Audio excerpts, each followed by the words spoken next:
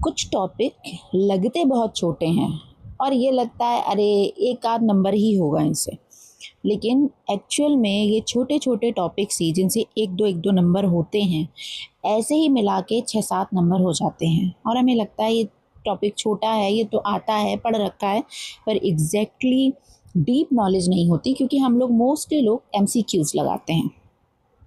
तो आज हिंदी के कुछ व्याकरण के टॉपिक्स हैं जिनको इस वीडियो में कवर करेंगे और जिनसे कम से कम 5 से 6 क्वेश्चन आते ही आते हैं, हर बार आते हैं।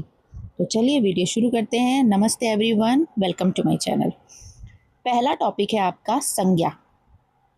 संज्ञा क्या होती है? किसी व्यक्ति, वस्तु, स्थान आदि के जो नाम होते हैं या उनकी जो अवस्था होती है, उनके गुणों की, उन्हें हम संज्ञा कहते हैं।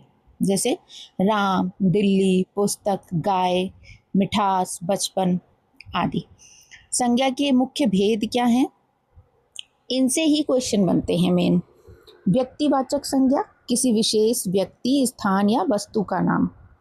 जातिवाचक संज्ञा, पूरी जाति, वर्ग के सामान्य नाम। भाववाचक संज्ञा, भाव, गुण, अवस्था या कार्य का नाम। भाव को हम सिर्फ महसूस कर सकते हैं, वो देखा नहीं जा सकता। उसके बाद आपका आता है द्रव्यवाचक संज्ञा, पदार्थ या द्रव्य का नाम। समूहवाचक संज्ञा, समूह का नाम। अब याद रखने के लिए क्या करेंगे? व्यक्ति विशेष यानी कि पर्टिकुलर जब पर्सनालिटी की बात की जाएगी तो वो व्यक्तिवाचक संज्ञा हो जाएगी। जातिवाचक संज्ञा क्या होगा? जब किसी जाति की बात की जा रही होगी। भाववाचक संज्ञा क्या होगा? जब हम किसी के भाव, किसी के बारे में बात कर रहे होंगे, उस व्यक्ति से रिलेटेड या वस्तु से रिलेटेड उसकी अवस्था के बारे में बात कर रहे होंगे।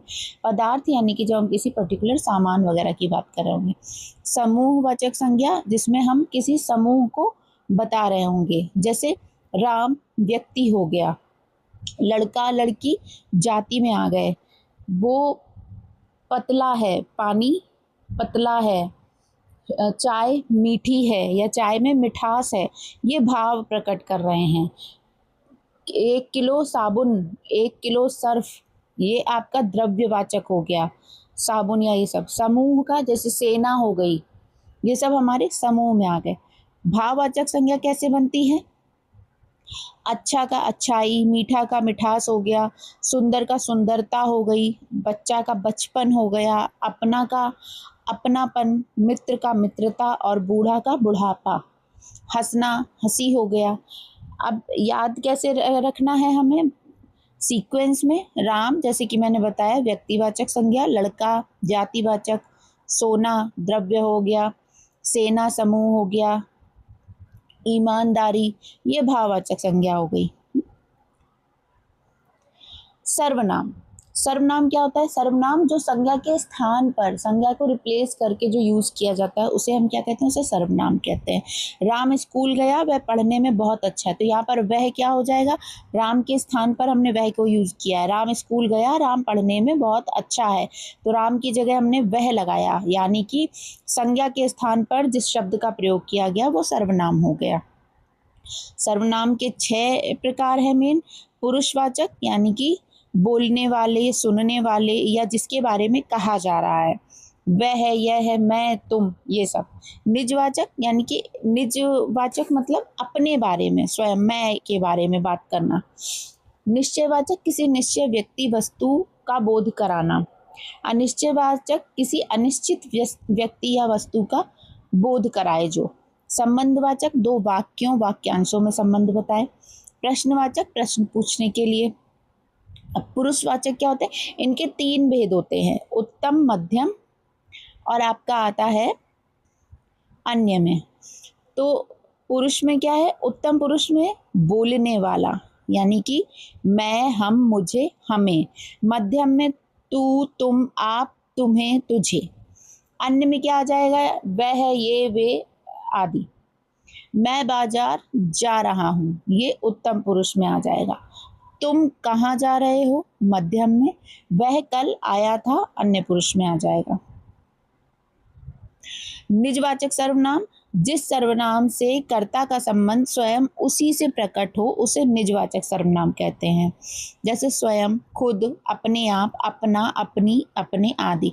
राम ने स्वयं काम किया, यानी कि राम ने खुद ही काम किया, ये आपका निजवाचक में आएगा। निश्चयवाचक सर्वनाम क्या होता है? जिससे किसी निश्चित व्यक्ति या वस्तु का बोध होता है।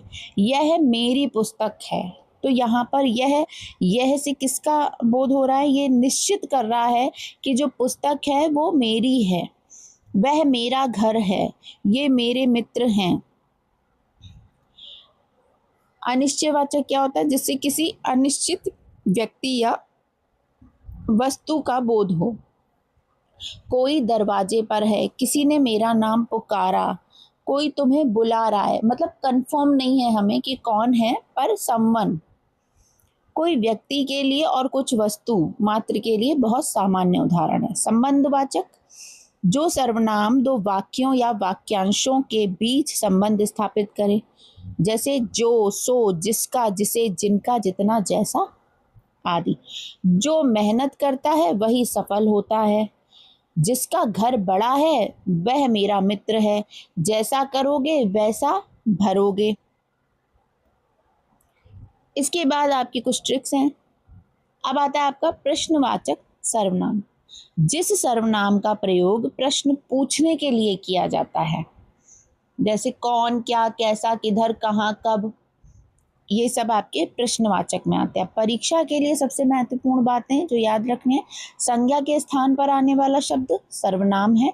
मैं आपका उत्तम पुरुष में आएगा, तुम, आप, तू, तेरा, ये सब आपके मध्यम पुरुष में आएंगे। वे, वह, ये, यह आदि आपके अन्य पुरुष में आएंगे। स्वयं या खुद की बात की जाएगी तो वो निजवाचक सर्वनाम होगा। और आपका यह, वह निश्चयवाचक, जब निश्चित व्यक्ति या वस्तु का बोध हो। कोई, कुछ अनिश्चयवाचक। जो, जिसका, जिसे संबंधवाचक। कौन, क्या, ये प्रश्नवाचक। विशेषण, आपका तीसरा टॉपिक है विशेषण। विशेषण की परिभाषा क्या है? जो शब्द, संज्ञा या सर्वनाम की विशेषता, गुण, संख्या, परिमाण या संबंध आदि बताते हैं, उन्हें विशेषण कहते हैं। सुंदर लड़की, यहाँ सुंदर उस लड़की की विशेषता है। यह कुर्ता काला है, तो उस कुर्ते की विशेषता क्या है? वो काला है। यह घड़ी चमकदार है, तो घड़ी की विशेषता क्या है? कि वो चमकदार है। विशेषण के मुख्य भेद हैं गुणवाचक, संख्यावाचक, परिमाणवाचक और सार्वनामिक विशेषण। जो विशेषण संज्ञा या सर्वनाम के गुण, दोष, रूप, रंग, आकार, दशा, स्वभाव आदि बताते हैं, उन्हें गुणवाचक विशेषण कहते हैं। जैसे सुंदर लड़की, ईमानदार व्यक्ति आदि एग्जाम्पल्स हैं आपके। गुणवाचक विशेषण के अंतर्गत क्या क्या आता है? गुण, दोष, रंग, आकार, दशा, स्वाद, स्वभाव। संख्यावाचक विशेषण क्या है? संख्यावाचक विशेषण, जो विशेषण किसी संज्ञा की संख्या या क्रम का बोध कराते हैं, उन्हें संख्यावाचक विशेषण कहते हैं। जैसे आपका 4 लड़के, 10 पुस्तकें, 3 विद्यार्थी आदि। निश्चित संख्यावाचक, जिससे निश्चित संख्या का पता चले। उदाहरण 1, 2, 5, 10, 100 आदि। 5 लड़के मैदान में हैं, 4 लड़कियां आपस में मिलके पढ़ रही हैं। अनिश्चित संख्यावाचक, जिसमें निश्चित संख्या का पता ना चले। जैसे कुछ, कई, अनेक, बहुत से, थोड़े आदि। कुछ जानवर मैदान में टहल। क्रमवाचक विशेषण क्या है आपका? जो क्रम का बोध कराए। पहला, दूसरा, तीसरा, चौथा, 10वां। उसने कक्षा में पहला स्थान प्राप्त किया, तो उसने क्या विशेष काम किया? उसने कक्षा में पहला स्थान प्राप्त किया। अब ये आवृत्तिवाचक, जो किसी संख्या की आवृत्ति बताए। दुगना, तिगना, चौगना। समुदायवाचक, जो समुदाय या समूह के बारे में बताए। प्रत्येक बोध, जो प्रत्येक का बोध कराए। प्रत्येक, हर एक आदि। ये आपने भले ही पहले ना पढ़े हों, लेकिन ये सारे आते हैं और पूछे जाते हैं, क्योंकि सीटेट है तो सीटेट में थोड़े से क्वेश्चन टफ होते ही हैं। इसके बाद आपका परिमाणवाचक विशेषण, जो विशेषण किसी द्रव्य या पदार्थ की मात्रा परिमाण बताते हैं उन्हें परिमाणवाचक विशेषण कहते हैं। इनका प्रयोग सामान्यतः ऐसी वस्तुओं के साथ होता है जिन्हें गिना नहीं बल्कि मापा या तौला जाता है, जैसे 2 लीटर, थोड़ा पानी, अधिक तेल, कम चीनी, बहुत आटा, आधा किलो, 250 ग्राम, इस तरीके की चीज़ें। इसके बाद आपका आता है सार्वनामिक विशेषण। जब कोई सर्वनाम संज्ञा से पहले आकर उसकी विशेषता बताता है तो उसे सार्वनामिक विशेषण कहते हैं।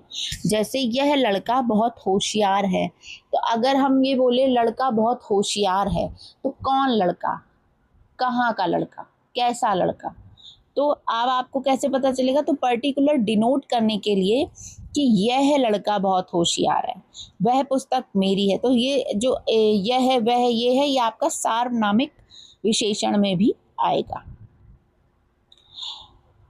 महत्वपूर्ण अंतर क्या होता है, यह मेरा है, यह सर्वनाम हो गया, यह लड़का मेरा भाई है, तो यहाँ पर जब हम किसी संज्ञा के पहले सर्वनाम लगाएंगे तो वो आपका सार्वनामिक विशेषण में आएगा। जब सीधे बिना संज्ञा के कोई सर्वनाम आता है तो वो सिंपल सर्वनाम होगा, और जब संज्ञा के पहले आएगा तो वो आपका सार्वनामिक विशेषण हो जाएगा। ठीक है। इसके बाद आपका नेक्स्ट टॉपिक आता है क्रिया। क्रिया की परिभाषा, जिस शब्द से किसी कार्य के करने, होने अथवा उसकी अवस्था का बोध होता है उसे क्रिया कहते हैं। राम बाजार गया, सीता खाना बनाती है, बच्चे मैदान में खेलते हैं। इन वाक्यों में गया, बनाती, खेल रहे आदि जो हैं ये आपकी क्या है, क्रियाएं हैं। वाक्य में पूछ, क्या मेन चीज हमें पता होना चाहिए कि जो काम हो रहा है, क्या कर रहा है, क्या हो रहा है आदि, ये आपका क्रिया में आता है। क्रिया के मूल रूप को क्या कहते हैं, क्रिया के मूल रूप को धातु कहते हैं। क्रिया के मूल रूप को क्या कहते हैं, ये क्वेश्चन कई बार पूछा गया है, वो भी डायरेक्ट पूछा गया है, ऐसे ही बिना घुमाए फिराए। क्रिया के मूल रूप को क्या कहते हैं, तो क्रिया के मूल रूप को धातु कहते हैं। धातु क्रिया, पढ़ का पढ़ना, लिख का लिखना, जा का जाना, खा का खाना, खेल का खेलना, सो का सोना, चल का चलना। क्रिया के सामान्य रूप में प्रायः ना लगा होता है, पढ़ना, लिखना, खाना, जाना आदि। क्रिया के मुख्य भेद क्या हैं? क्रिया के भेद अलग अलग आधारों पर किए जाते हैं। परीक्षा की दृष्टि से सबसे महत्वपूर्ण क्या है, कर्म के आधार पर सकर्मक क्रिया और अकर्मक क्रिया, रचना के आधार पर सामान्य क्रिया, संयुक्त क्रिया, नाम धातु क्रिया, प्रेरणार्थक क्रिया, पूर्वकालिक क्रिया, द्विकर्मक क्रिया, अर्थ प्रयोग के आधार पर अन्य महत्वपूर्ण सहायक क्रिया, मुख्य क्रिया, समापिक क्रिया, असमापिक क्रिया। सकर्मक क्रिया क्या होती है, राम पुस्तक पढ़ रहा है, जिसमें हम कर्म पर विशेष रूप से ध्यान देते हैं, वो आपकी सकर्मक क्रिया होती है। राम क्या पढ़ रहा है, किस पर हमारा कर्म हो रहा है, हम किस चीज को कर रहे हैं, तो पुस्तक पढ़ रहे हैं, इसलिए जो पढ़ना है, क्या पढ़ रहा है, क्या पढ़ रहे हैं, हम पुस्तक पढ़ रहे हैं, तो पढ़ना हमारी सकर्मक क्रिया हो गई। मोहन आम खाता है, सीता पत्र लिखती है आदि। अकर्मक क्रिया, जिस क्रिया को अपने अर्थ को पूरा करने के लिए कर्म की आवश्यकता नहीं होती उसे अकर्मक क्रिया कहते हैं। बच्चा सोता है, राम दौड़ता है, पक्षी उड़ते हैं, मोहन हंसता है, सूरज चमकता है। बच्चा क्या सोता है, कोई कर्म नहीं है। बच्चा क्या मतलब इसलिए सोता क्यों, क्या हम ये बच्चा सो रहा है तो क्या वो कुछ स्पेशल कर रहा है कि उसके वो इधर उधर जगह बदल बदल के सो रहा है, या उठ उठ के सो रहा है, या खड़े होके सो रहा है। बच्चा सो रहा है मतलब वो उस वक्त वो कुछ कर नहीं रहा है, वो सिर्फ सिंपली रेस्ट कर रहा है। सकर्मक और अकर्मक में अंतर क्या होता है, कर्म की आवश्यकता होती है, अकर्मक में कर्म की आवश्यकता नहीं होती। क्या किसी का उत्तर मिलता है, ऐसा उत्तर नहीं मिलता है। एग्जाम्पल्स पहले बता चुके हैं। एक ही क्रिया कभी सकर्मक और कभी अकर्मक हो सकती है। जैसे राम खेलता है, अब राम खेलता है में खेलता है ये सकर्मक में आ जाएगा, लेकिन अगर हम इस पूरे वाक्य को देखें तो राम खेलता है, तो राम खेलता है कब खेलता है? जरूरी तो नहीं है कि जब आप बात कर रहे हो वो तभी खेल रहा हो, तभी वो कर्म कर रहा हो, तभी वो क्रिया कर रहा हो। तो राम खेलता है ये अकर्मक में भी आ जाएगा और सकर्मक में भी आ जाएगा। सहायक क्रिया जो क्रिया मुख्य क्रिया की काल, अवस्था, पूर्णता, संभावना आदि बताने में सहायता करती है उसे सहायक क्रिया कहते हैं। जैसे राम पढ़ रहा है, सीता घर जा चुकी है, मोहन खाना खा रहा था, बच्चे खेल रहे थे। यहाँ है, था, है आदि ये आपके क्या है, ये सहायक क्रियाएं, हेल्पिंग वर्ब्स जो हैं। संयुक्त क्रिया जब दो या दो से अधिक क्रियाएं मिलकर एक विशेष अर्थ देती हैं तो उसे संयुक्त क्रिया कहते हैं। राम खाना खा चुका है, वह काम कर बैठा, बच्चा रो पड़ा, सीता हंस पड़ी। अब यहाँ पे क्या है, यहाँ मुख्य क्रिया के साथ दूसरी क्रिया जुड़कर विशेष अर्थ दे रही है। उसने खाना खा लिया, अब क्या किया, खा भी, खाया भी और लिया भी, खा लिया, दोनों ये आपकी कौन सी, ये दो अलग अलग क्रियाएं मिलकर संयुक्त क्रिया बना रही हैं। प्रेरणार्थक क्रिया जब कर्ता स्वयं काम न करके किसी दूसरे से काम करवाता है तो प्रेरणार्थक क्रिया होती है। माँ बच्चे को खाना खिलाती है, बच्चा स्वयं खाना नहीं खा रहा, माँ उसे खिलाने का कार्य कर रही है। पिता ने बेटे से पत्र लिखवाया, माँ ने बच्चे को दूध पिलाया, है ना। दो स्तर है, पढ़ना, पढ़ाना, पढ़वाना। अब कैसे, पढ़ना स्वयं पढ़ रहा है, पढ़ाना दूसरे को पढ़ा रहा है और पढ़वाना दूसरे से पढ़ने को बोल रहा है। नाम धातु क्रिया जब किसी संज्ञा, सर्वनाम या विशेषण से क्रिया बनाई जाती है तो उसे नाम धातु संज्ञा कहते हैं, माफ कीजिएगा, क्रिया कहते हैं। अपना प्लस ना, अपनाना, झूठ प्लस लाना, झूठ लाना, लज्जा प्लस ना, लजाना, हाथ प्लस इयाना यानी कि हथियाना, अर्थात किसी दूसरे शब्द से बनी क्रिया को नाम धातु क्रिया के रूप में पहचाना जाता है। यानी कि यहाँ पर आप जहाँ जिन शब्दों के पीछे ना शब्द देखें तो आप समझ जाएं कि ये नाम धातु, ना से नाम धातु क्रिया है। पूर्वकालिक क्रिया जब एक क्रिया दूसरी क्रिया से पहले पूरी हो जाती है तो पहले होने वाली क्रिया को पूर्वकालिक क्रिया कहते हैं। आमतौर पर इसमें कर या करके का प्रयोग मिलता है। जैसे राम खाना खाकर स्कूल गया। अब आपसे कहा जाए कि पहले अपना होमवर्क कंप्लीट करो उसके बाद खेलने जाना, तो होमवर्क पूरा करके खेलने जाओ। तो पहले क्या करना है, पहले एक काम करना है, पहले एक क्रिया करनी है, फिर हमें दूसरी करनी है।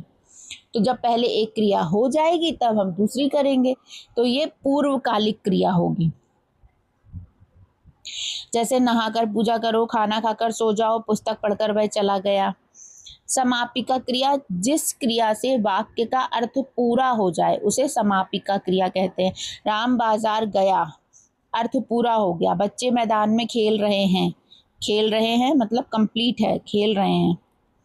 असमापिक क्रिया जिस क्रिया से वाक्य का अर्थ पूरा ना हो और आगे किसी अन्य क्रिया की आवश्यकता हो उसे असमापिक क्रिया कहते हैं। राम खाना खाकर, अब सुनते ही लग रहा है कि आगे कुछ और भी सेंटेंस होगा ना इसमें। राम खाना खाकर क्या, राम खाना खाकर सो गया, राम खाना खाकर स्कूल गया, राम खाना खाकर बाजार गया, राम खाना खाकर पढ़ने गया, क्या करने गया राम खाना खाकर। तो ये असमापिक क्रिया हो गई, ठीक है। द्विकर्मक क्रिया क्या होती है, जिस क्रिया के साथ दो कर्म होते हैं उसे द्विकर्मक क्रिया कहते हैं। माँ ने बच्चे को खाना खिलाया, यानी कि बच्चे को एक कर्म हो गया, दूसरा खाना खाना खिलाया तो दूसरा कर्म हो गया। शिक्षक ने विद्यार्थियों को कहानी सुनाई, तो विद्यार्थियों को एक वाला एक कर्मक हो गया और दूसरा कहानी सुनाई। अब कुछ MCQs देख लेते हैं। लड़कपन शब्द में कौन सी संज्ञा है, तो ये लड़कपन जो है ये हमारे भाव प्रकट कर रहा है। भारत शब्द किस प्रकार की संज्ञा है? भारत शब्द ये व्यक्तिवाचक संज्ञा है, क्योंकि भारत नाम भी हो सकता है। सेना शब्द किस प्रकार की संज्ञा है? सेना, सेना समूह होती है, सेना ये आपकी समूहवाचक संज्ञा है। सोना शब्द किस प्रकार की संज्ञा है? द्रव्यवाचक संज्ञा है। ईमानदारी किस प्रकार की संज्ञा है? भाववाचक संज्ञा है। बचपन शब्द किससे बना भाववाचक संज्ञा का उदाहरण है? जातिवाचक संज्ञा। गंगा किस प्रकार की संज्ञा है? व्यक्तिवाचक। निम्न में से जातिवाचक संज्ञा कौन सी है? नदी। वह स्वयं बाजार गया, इस वाक्य में स्वयं कौन सा सर्वनाम है? निजवाचक। स्वयं क्योंकि आ गया है यहाँ पर। कौन दरवाजे पर है में कौन सा सर्वनाम है? तो प्रश्नवाचक सर्वनाम है। जो मेहनत करता है वह सफल होता है, इसमें कौन सा सर्वनाम है? इसमें संबंधवाचक सर्वनाम है। कोई बाहर खड़ा है, क्योंकि कोई दिया हुआ है तो अनिश्चयवाचक हो जाएगा। मैं किस पुरुष का है? उत्तम पुरुष का है। तुम किस पुरुष से आता है? मध्यम पुरुष से आता है। वह किस पुरुष से आता है? अन्य पुरुष से आता है। यह मेरी पुस्तक है, इस वाक्य में यह क्या है? ये आपका सार्वनामिक विशेषण है, क्योंकि ये संज्ञा से पहले आ गया। यह मेरी है, इस वाक्य में यह क्या है? यह मेरी है, इसमें यह सर्वनाम है। सुंदर फूल में सुंदर क्या है? गुणवाचक विशेषण है। 5 लड़के खेल रहे हैं में 5 कौन सा विशेषण है? संख्यावाचक विशेषण है। थोड़ा पानी पी लो, इसमें कौन सा विशेषण है? इसमें आपका परिमाणवाचक विशेषण है। लाल फूल खिला है में लाल कौन सा विशेषण है? गुणवाचक, क्योंकि फूल की विशेषता क्या है? वो फूल आपका लाल रंग का है। पहला विद्यार्थी पुरस्कार पाएगा, पहला विद्यार्थी पुरस्कार पाएगा में इसमें पहला कौन सा विशेषण है? इसमें आपका पहला है क्रमवाचक। दोनों भाई घर गए, इसमें दोनों कौन सा विशेषण है? समुदायवाचक विशेषण है। सुंदर लड़की में विशेष्य कौन है? सुंदर है या लड़की है? लड़की है, क्योंकि विशेष्य की बात की जा रही है, विशेषण की बात नहीं की जा रही है। सुंदर लड़का और सुंदर लड़की में सुंदर की विशेषता क्या है? यह अविकारी विशेषण है। अविकारी का मतलब जिसको हम कहीं भी यूज कर सकते हैं, जिसके लिए कोई पर्टिकुलर ये नहीं कि ये मेल के साथ ही जाएगा या फीमेल के साथ ही जाएगा, क्योंकि सुंदर लड़का भी हो सकता है और सुंदर लड़की भी हो सकती है। राम दौड़ता है में दौड़ता है कैसी क्रिया है? ये अकर्मक क्रिया है। राम पुस्तक पढ़ता है में क्रिया है सकर्मक। सीमा खाना बनाती है में क्रिया की पहचान क्या है? खाना बना रही है, यानी कि सकर्मक क्रिया है। बच्चा सो रहा है में मुख्य क्रिया कौन सी है? सोना। राम पढ़ रहा है में क्या है? सहायक क्रिया है। राम पढ़ रहा है में है जो है वो क्या है? सहायक क्रिया है। खाना खाकर राम सो गया में खाकर कौन सी क्रिया है? पूर्वकालिक। खाना खाकर सो गया, यानी कि यहाँ 2 चीजें हो रही हैं। पहले उसने खाना खाया तब वो सोने गया। माँ बच्चे को पढ़ाती है में पढ़ाती है किस प्रकार की क्रिया है? प्रेरणार्थक क्रिया है। उसने पत्र लिख दिया में लिख दिया कौन सी क्रिया है? संयुक्त क्रिया है, क्योंकि लिखना लिख दिया दोनों क्रियाएं हो रही हैं। राम खाना खाकर सो गया, इसमें कौन सी, इसमें समापिक क्रिया कौन सी है? सो गया, यानी कि जिससे समापन हो रहा है, पूर्ण हो रहा है। राम खाना खाकर डैश डैश डैश में खाकर कैसी क्रिया? असमापिक, क्योंकि खाना खाकर कंप्लीट ही नहीं किया सेंटेंस। शिक्षक ने बच्चों को कहानी सुनाई, इसमें कितने कर्म हैं? इसमें 2 कर्म हैं, एक तो पहला बच्चों को, दूसरा कहानी। मोहन ने सोहन को पुस्तक दी में सोहन क्या है? सोहन एक कर्म है, क्योंकि मोहन ने सोहन को क्या दी? पुस्तक दी, तो सोहन पहला कर्म है, पुस्तक दी दूसरा कर्म है। निम्न में से कौन सा वाक्य अकर्मक क्रिया का उदाहरण है? राम आम खाता है, सीता पत्र लिखती है, बच्चा रोता है। बच्चा रोता है। निम्न में से कौन सा वाक्य सकर्मक क्रिया का उदाहरण है? राम पत्र लिखता है। वह बहुत तेज दौड़ता है में तेज क्या है? क्रिया विशेषण है, ये उसकी विशेषता है कि वो तेज दौड़ रहा है। याद करने के लिए ट्रिक क्या है, संज्ञा जो नाम बताए, सर्वनाम जो संज्ञा के स्थान पर आता है, विशेषण क्या होता है जो संज्ञा या सर्वनाम की विशेषता बताता है, क्रिया क्या होती है कार्य अथवा अवस्था बताती है, नाम बराबर संज्ञा, नाम की जगह सर्वनाम, नाम की विशेषता विशेषण और क्या काम किया ये आपकी क्रिया हो गई। अब ये आपके 4 टॉपिक है और इन चारों टॉपिक से एक एक क्वेश्चन आता ही आता है। जो लोग जिन्होंने संस्कृत भरी होगी उनको भी काम आएगा और जिन्होंने हिंदी की है उनको भी काम आएगा, क्योंकि हिंदी और संस्कृत लगभग एक जैसे ही रहते हैं, बहुत थोड़ा सा अंतर होता है दोनों में। तो वीडियो पूरा देखिए, स्किप मत किया करिए, क्योंकि स्किप करने से आप कई बार बहुत इंपॉर्टेंट चीज़ें भूल सकते हैं। MCQs भी आपको इसी टॉपिक के रिलेटेड ही हैं सारे MCQs, तो अच्छे से करिए, अच्छे से लगाइए और खूब अच्छे से तैयारी करिए। वीडियो को लाइक करिए, शेयर करिए, सब्सक्राइब करिए। Thank you.